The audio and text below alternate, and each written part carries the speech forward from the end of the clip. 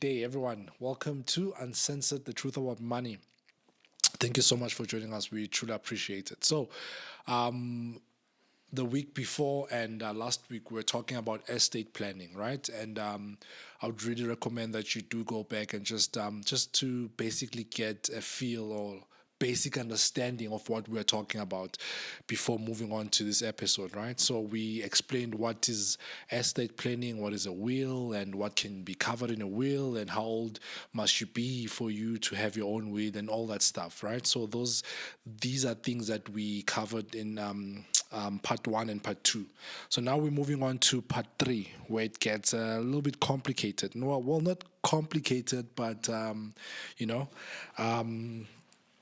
what technical where we do calculations and so as you would know, I'm your host Kyajunior Masango, and I'm with our residential guest Pratamza. How are you doing? No, always best. Good to have you on the show. No, it's always good, man. So let's continue where we left off, right? Yeah. The last thing that we covered last week was an executor.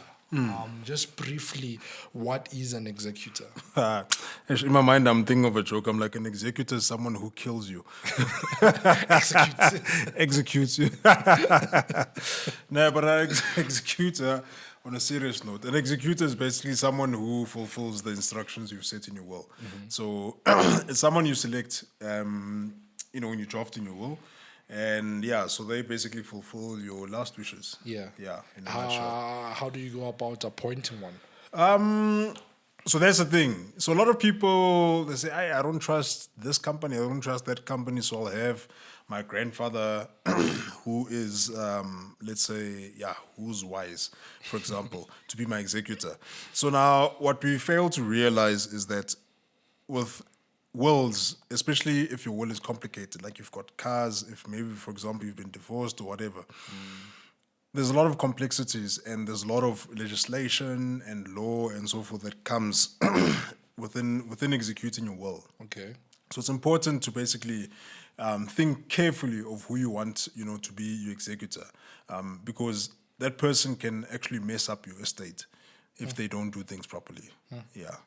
And with so obviously last week you made mention of, for example, Standard Bank, and I know there are also like companies that can help you with drafting a will. I know like with what's this company, One Life. Yeah. If you have maybe a life cover with them, they can help you with that. Yeah. What other companies do you know of that can help you with that process? Yeah, so there's a lot of companies, even a lot of attorneys now are starting to catch the bandwagon.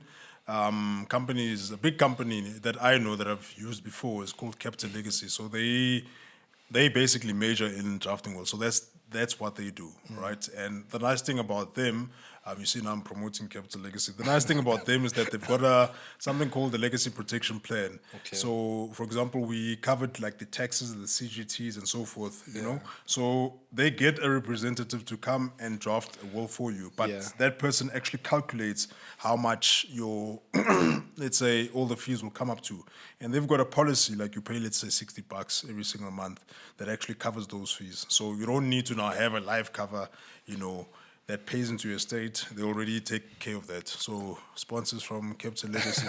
That's when you said when you said attorney, I thought of legal law. That's not legal ones. What is it? Clientele life. No, it's not clientele, man. What is it again? Was it Scorpions. Scorpion? A friend of mine made a joke. Gucci, Scorpion only protects you when you steal from ShopRite. Not with big things. not with big things. So apparently there's like 4 stages that come with administering an estate. Do you mind just taking us through those stages, Pratamza? All right. So basically, there's a preliminary investigation and accumulation of information, right, that follow when following a death, an interview with the family to complete the documentations required. Okay. So if someone passes away, the beneficiaries in that will have to be present, and there's documentations that they need to sign and so forth, right? So they can only read out the will once everyone who's there, who's in the will, is present in that room, Okay. Number 2 is collection of all information to allow for tax return submissions, including CGTs. So what they do is that they advertise. So they advertise that Junior passed away. Let's not use Junior. Let's use Usbusiso or David or John. Let's use John. So John passes away. So when John passes away, they advertise that John has passed away, all right? In the Gazette, in the government Gazette. Okay. So all these companies then they come together and they say, all right, John used to have assets here, John used to have liabilities here, John used to have policies here, Joe owes his credit cards. So they collect all that information, right? And then number 3 is the preparation of the formal liquidation and distribution account.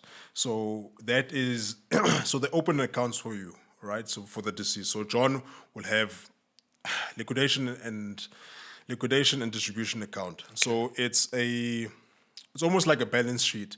So all your monies, they come into that account. Okay. And all the liabilities, they come into that account. So anything that, let's say, for example, you've got a life cover that pays into the state, it pays into that account, right? You've got a liability with Westbank for your car. It's also recorded in that as well. So so they have to prepare a liquidation and distribution account, all right? And then number 4, which is the last one, is the transfer of assets to be distributed and the lodgement of the property transfer deeds to effect transfers therefore. So that's if John says in his will that I want Sophie to have this house. So that's basically what then happens then. Because now the title deed of that house has to be transferred through to Usofi. Yeah. So that's basically the final step of it. And then with this process, roughly, how long does it take? So that's why it's important to have a professional executor. Okay. So, I know of wills that, like, it's 6, 7, 8 years later, and wills have not been wrapped up. Yeah. Yeah. But if you go to, that's why when you're drafting will as well, be simple about it. Don't say, now I want my cat to go to my aunt's cousin's sister in Cape Town who lives in the street and so forth. Yeah. Just make it simple. If you make it simple, then it becomes much easier for your executor to process it. And it can take up to 3 months for that. So with for it to go over for like 8 years, like what sort of like restrictions? Family disputes most of the time. Yeah. So some of the time, for example, if you do not update your will, you divorce, you pass away, but now everything you said 100% to your previous spouse. Now this spouse here who's been living in your house, who's been driving your cars, you know what I'm saying? So they are like, no. I also need to get a share of it, So things like that, that's what basically takes time. So it's mostly family disputes. Also is if they can't find those beneficiaries within the will. Okay. Yeah. So that's why they say update your will, like every 6 months, or I think every 6 months, try and update your will. Yeah. Make it a habit. Yeah. Can you have like different wills? Or it just has to be one? So you can have different wills, but the last will that you draft and sign, that will be the one that's valid, because there's a paragraph there in the will, all right, that says that everything prior to this, all existing or pre-existing wills are non-valid, and this is what is valid. So you can have 10, 5 others, but the last one that you draft and sign and witnessed is the one that is important. And we mentioned this on the previous episode, but what is estate duty and what impact can it have on my estate planning? So estate duty is so if your basically assets, right, they accumulate more than 3.5, so they are more than 3.5 million rands. Okay. So there's a certain percentage that SARS charges, right? So they also have their own threshold in saying that, okay, if Junior's estate is worth 4 million, this is how much you charge. If it's worth 10 million, this is how much you charge, right? So what needs to happen is that you need to factor in those those taxes, because you're still taxed even when you die. There's still taxes when you die. So you can't run from SARS. When you're born, you get taxed. When you work, you get taxed. When you die, you get taxed. This sounds personal. Quite easily.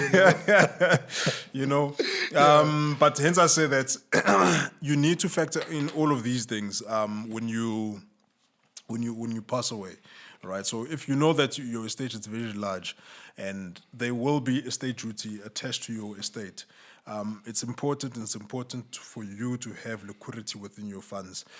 What we've seen a lot of times happen is that, yes, you have a will, but you have not factored in all of these costs, right? You pass away. When you pass away, what then happens is that they wrap up the will, wada. But now, Junior has liabilities that he's not covered. He's got estate duties, he's got CGT and so forth, okay?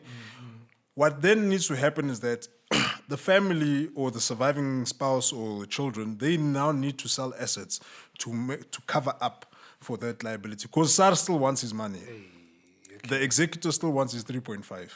You know what I'm saying? So that's why it's important to have a financial advisor who will basically take you through it and who will tell you what the shortfall is so that you can have a life cover. So now with that, with what you're saying now, how do I then structure my will to limit tax implications? So there's a lot of ways, right? Donations and gifts, so those attract a little tax. So for example, a once-off donation of 80,000 that's made by an individual is not taxed. But if you basically have donations more than 100,000, so then, it'll be taxed, right? So you can have donations. And another thing as well is that your heirs do not have to pay tax. So you can basically nominate AMA beneficiaries and they don't need to pay tax on their side, right? Okay. And then another thing is that your spouse as well does not pay estate duty on her side. So if, let's say, for example, she inherits the house, the tax is not charged on her. You know what I'm saying? Okay. So that's another thing. And then, so that's basically the main points, basically just to reduce your tax liabilities within your estate. Yeah. So we are unfortunately out of time, right? Unfortunately, there's still more that we need to get into. It never ends. It never ends. But as we always say on the show, do your research, please. Do your research. So thank you so much for joining us. We truly appreciate it. Don't forget, we are on Instagram. You can send us a direct message on Instagram, uncensored_the truth about money. If you have a question, and also as you might have noticed, we are selling merchandise. Please do support. And so you can just send us, as I've said, I think for now, the only way to communicate with us is obviously through Instagram because you can send a direct message. And as well as TikTok. Yeah. You can send us a message on TikTok. TikTok, we are uncensored_financial edu, right? And this podcast is also available as audio on Google Podcast, Apple Podcast, as well as Spotify. So with that being said, thank you so much for watching. We truly appreciate it. Until next time, cheers.